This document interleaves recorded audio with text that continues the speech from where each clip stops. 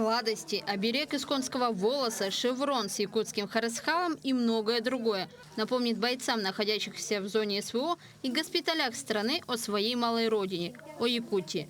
Особое тепло и искренние слова передают детские рисунки, вложенные в подарочные наборы. Волонтеры вкладывают не только открытки с пожеланиями, но и частичку своей души. Всем делаем подарки. И детские письма отправляют всегда. Дети нам отправляют свои желания. Это очень помогает солдатам. Они очень радуются.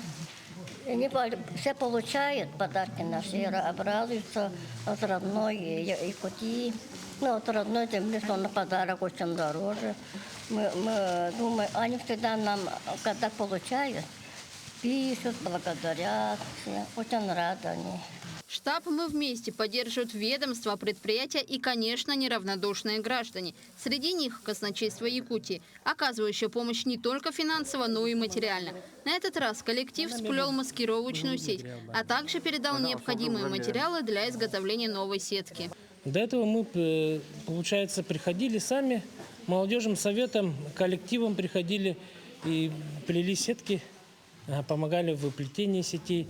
Значит, и также до этого мы, получается, тоже плели сетки и тоже их сдавали. Приобретаем различные снаряжения, то, что им необходимо, то, что им нужно.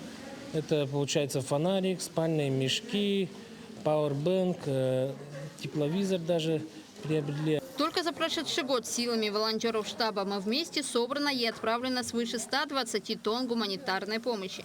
Активисты продолжают работу, направленную на помощь бойцам-якутянам, находящихся в зоне специальной военной операции. Ведь, поддерживая бойцов в тылу, мы приближаем победу. Вероника Тырская,